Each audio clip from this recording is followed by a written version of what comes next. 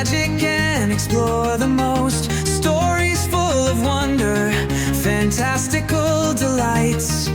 Open your eyes and see the parade come to life. Sansy's parade, Sansy's parade. Join the parade, Sansy's parade, parade. Sansy's parade, Sansy's parade. Join the parade, Sansy's parade. Chapter 11. Why didn't you kill me? The giant's voice broke through approaching sleep. Van Helsing's eyes snapped open, instantly alert. I'm not a murderer. Why don't you leave me alone, then? Dracula's servant, the werewolf, saw you in the cavern. It was no longer safe. I'm taking you to Rome. We can protect you there. This is not a good idea. It's the best I can do under the circumstances. By the way, I am Gabriel Van Helsing. The giant man nodded back and said, You can call me by my father's name, Frankenstein. My companion is Anna Valerius. Van Helsing gestured to the front of the coach. This is a very bad idea. You are a dangerous man, Gabriel Van Helsing. A very dangerous man, Frankenstein said. Van Helsing nodded. I get that a lot, he said. Frankenstein rattled the confining chains. You don't trust me. It's not personal, I don't trust anyone, Van Helsing said. There was a moment of silence between them, but Van Helsing had questions that couldn't wait. You talked about your father, but you were created by Dr. Victor Frankenstein. I was assembled from the bodies of 7 different men. My father discovered the secret of life, and after he gave me form, he gave me life, Frankenstein explained. He did this under the influence of Count Dracula. On the night of my awakening, my father realized Dracula's ultimate plan. He refused to help and the Count murdered him. That same night, the villagers stormed the castle. They thought me a monster and tried to kill me. They believe me dead, and for the last year I have been able to live in peace. If this all happened on the night you were created, how do you know about Dracula and how you were created? And you speak? How? Van Helsing asked. The parts that further used to create me had lived before. I have no memory of any previous life, but I have speech. I can read. And while my father was creating me, we were connected somehow. I heard him in a way. After he died, I returned to his lab and read his journals and notes, which I later destroyed so that Dracula could not use them for his plans. Father was under Dracula's influence for a long time, but I believe he was a brilliant man, a good man, driven nearly mad in the end, but a good man.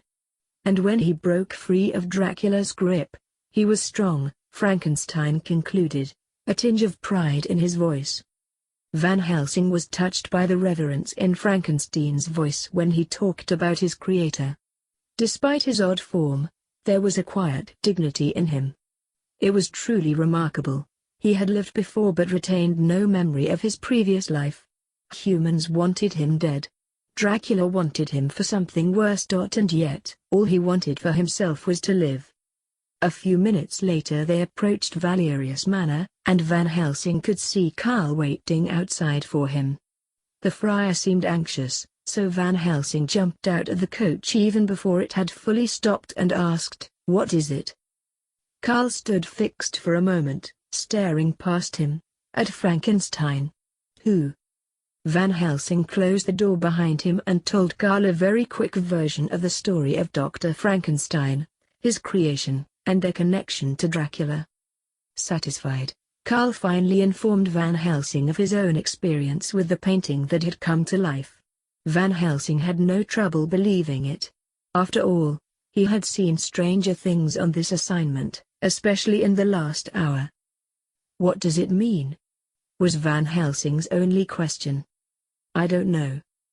Anna joined them and opened the door to the coach, revealing Frankenstein once more. Carl gaped at the giant again. Van Helsing nudged the friar. Whatever you do, don't stare at him. I'm staring at him, Carl responded, almost trance-like. Then he quickly turned away. Is that a man? Van Helsing roughly shoved Carl up into the coach seat opposite Frankenstein.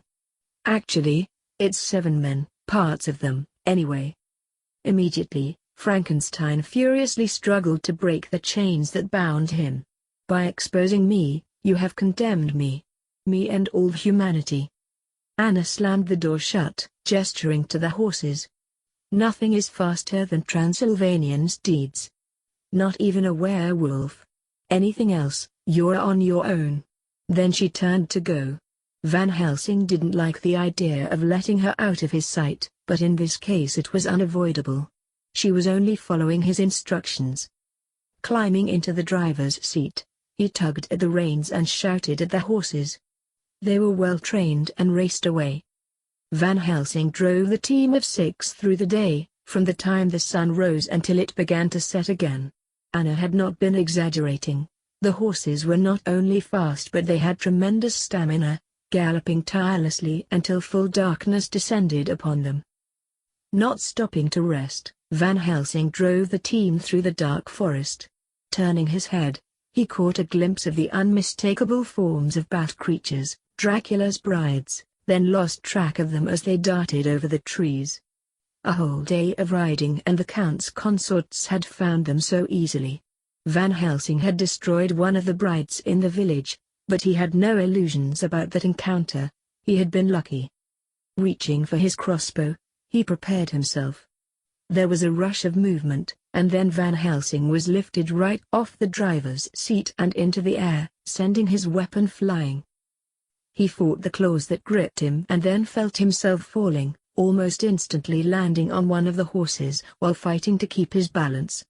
He was on one of the lead horses of the team. He was safe for the moment, but the brides could be anywhere.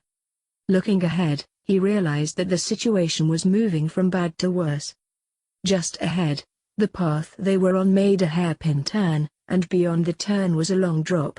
Van Helsing could not see how deep it was in the darkness of the night, but he could tell that it was deep enough. If he slowed the horses now, they might have a chance of making the turn. But he wasn't on the reins, he was sitting astride one of the steeds. And by the time he got to the driver's seat, it would all be over. The coach shook violently and Frankenstein bellowed, "Free me! Let me fight! Let me die! But do not let me be taken alive!" They hit a bump and Frankenstein was thrown forward at Cal, who screamed. At the last instant, the chain stopped the giant's forward motion and he became still. "Let me go," Frankenstein pleaded. Carl shook his head. "Where are you going to go?" he asked. "I don't know if you've looked in the mirror lately, but you kind of stick out in a crowd." Van Helsing jumped from the front horse to the one directly behind it. Another leap took him to the rear horse, and he didn't hesitate for a moment before he made his final jump up to the driver's seat. One of the vampires struck him hard, knocking him back onto the rear horse. By now the team was already struggling to negotiate the sharp turn. Van Helsing knew they wouldn't make it. Still, he held on. He heard the coupling snap and the coach skidded sideways, careening out into the void. "That's it," Van Helsing thought as he spun down to a sitting position on the horse. The coach spiraled through the air, then plummeted to the valley floor far below. Verona watched the coach sail over the cliff. "No!" she screamed in her mind. They were so close to realizing the Master's plan, so close to the future she had dreamed of for centuries now. "We must not let him be destroyed," she shouted. She dove for the falling coach, sensing Ayla nearby and doing the same. She reached it quickly and grabbed to the roof with her lower claws. A moment later, Ayla joined her.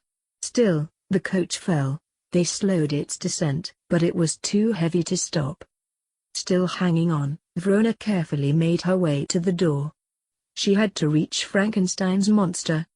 Her wings beat wildly, and she strained under the weight of the coach, but she held firm. She could see Ayla struggling as well. "Save him! Save the monster!" Ayla cried out before being blown off the coach. It was impossibly heavy now, but Verona made it to the door, even as she tried to bear all of the weight herself. Finally she reached out with one claw and ripped the door off its hinges. Her strength nearly gone, she leaned down to look inside. The coach was empty. No, wait, there were dot tubes of some kind wrapped around a dozen silver spikes. Silver! Hissing in anger, she threw herself free of the trap as the coach crashed into the ground and the world exploded around her. "I'm hurt," her mind cried out. She tried to fly and to heal herself, but found she could do neither. Something was wrong. Looking down, she saw 3 of the silver spikes in her chest, one over her heart. No, it was impossible. That man, Van Helsing. Verona felt herself changing into her human form, transforming back. For the last time, she sensed Dracula's centuries-long hold on her was slipping. Now she saw him for what he was, a monster. And she was just a girl. Verona woke as if from a dream. Something was lifted from her heart, no, not her heart, even deeper than that. For the first time in hundreds of years, she felt a glimmer of peace. It was nearly over now, she saw, as the earth raced up to claim her. That didn't matter. She was free. Van Helsing watched the vampires struggle with the coach. Finally, the bride who was fighting to keep it from falling let it go, and the coach plummeted the rest of the way. The explosion was devastating. Carl was onto something with that glycerin. Then he saw the bride who had been close to the explosion falling. It had worked.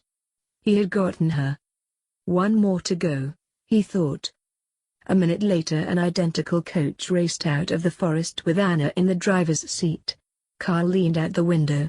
Van Helsing could see that an unhappy Frankenstein was still inside. "Come on.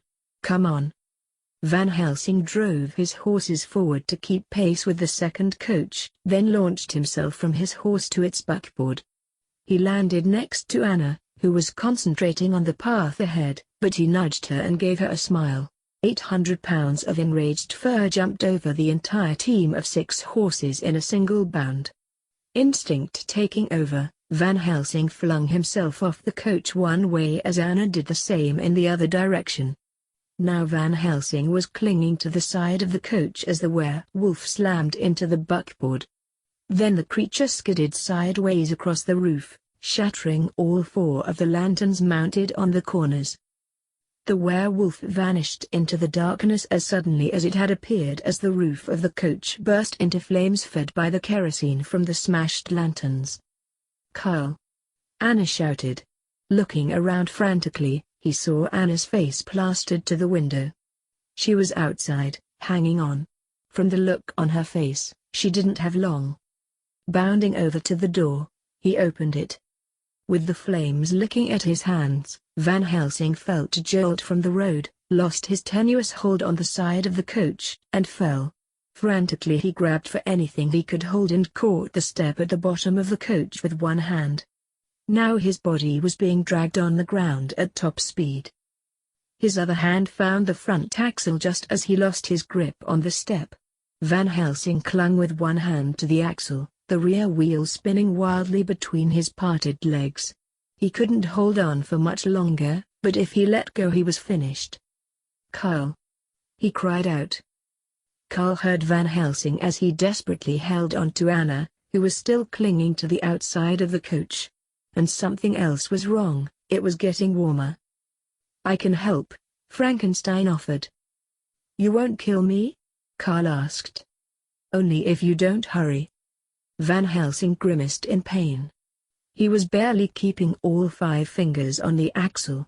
Then it was 4, 3, 2, then 1. He relinquished his grip and saw the rear wheel racing at him. Before he had time to even close his eyes, something grabbed him from behind. As he was hauled up from his death, he saw Frankenstein leaning out of the coach. Stunned, Van Helsing could do nothing but stare into the large man's face as he was lifted upward and tossed onto the buckboard. A moment later, Anna swung up next to him. Carl looked at the monster, at Frankenstein, and smiled in relief. Until he spied something large moving across the rear window and screamed. The coach roof split open. Fire and smoke poured in as someone else's scream brought him to his senses. Frankenstein looked panic-stricken, crying in terror as the flames licked closer. Van Helsing saw the inferno devouring the coach, and the werewolf rising up through the fire as if it were emerging from hell itself. The side door swung open, and Frankenstein and Carl peered out over the edge of the sheer drop only a few feet away. "Don't look down," Frankenstein warned. "I'm looking down. I'm looking down," Carl cried. The coach roared past the precipice and re-entered the forest. The werewolf hunched down, ready to pounce. "Jump!" Van Helsing yelled to Anna. The princess leapt off the carriage, with Carl and Frankenstein close behind her. Without pausing, Van Helsing drew his guns, aimed at the coupling of the coach, and fired. The horses broke free, and Van Helsing turned and threw himself off. He sensed rather than saw the werewolf leaping at him through the flames. Spinning in midair, Van Helsing fired both of his guns just as the beast tackled him. It was like being hit by a train as the two crashed into the bushes behind them. Anna staggered to her feet. She had expected Van Helsing to jump with her, but he had stayed on the carriage at least a little longer, and a second was all that the werewolf would have needed. Rounding a large tree, she saw him. No, it wasn't Van Helsing, it was Velkin. That could only mean one thing. Anna pushed the thought aside and ran to her brother. He was nearly naked and lying on the ground. She could see the bullet holes in his chest. The holes made by silver bullets. Velkin turned to face her. "He's alive." Her mind rejoiced, and she saw the recognition in his eyes. Every trace of the werewolf and of Dracula's curse was gone. There was regret on his face, and he gave her a sorrowful look full of pain and apology. "You have nothing to be sorry for," she said silently. "You fought, you were always the strong one." "Forgive me," he said. She watched him die, felt him die, his body going still. In a single instant, she also saw and felt his final peace, his ultimate freedom from the grip of darkness. And all the other chains of this world. But it was impossible. He couldn't leave her, he couldn't die. He was the strong one.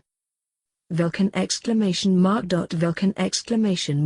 Velkin, she cried as she threw herself onto his body, cradling him gently and kissing him on the cheek. "I will see you again." A silent certainty filled her. She would finish their family's fight.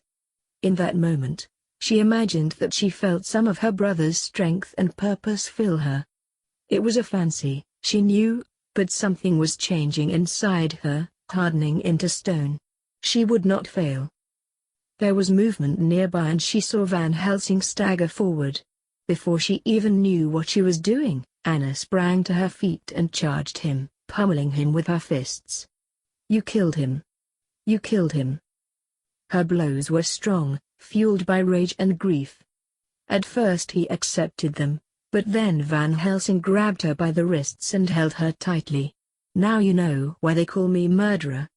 Anna looked into his eyes, expecting to see anger or defiance. Instead there was on why the most profound sadness she had ever known. Her own rage left her.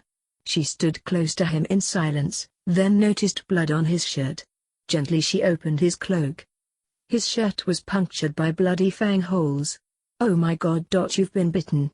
Stumbling back, she noticed something she had never before seen in his eyes, fear.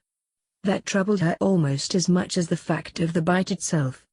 It was all too much, Velkin and now Van Helsing.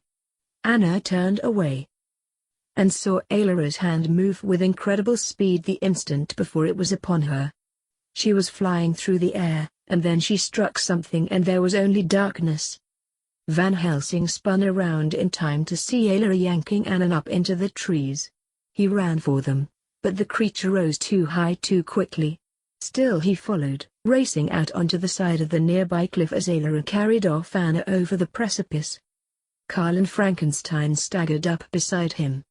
The three of them watched helplessly as the silhouettes of Anna and Ayla flew off toward the lights of a distant city.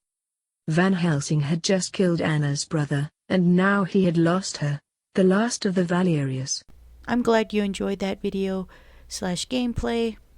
Just remember to hit that like button, subscribe to the channel, and leave a comment down below. Until next time, goodbye!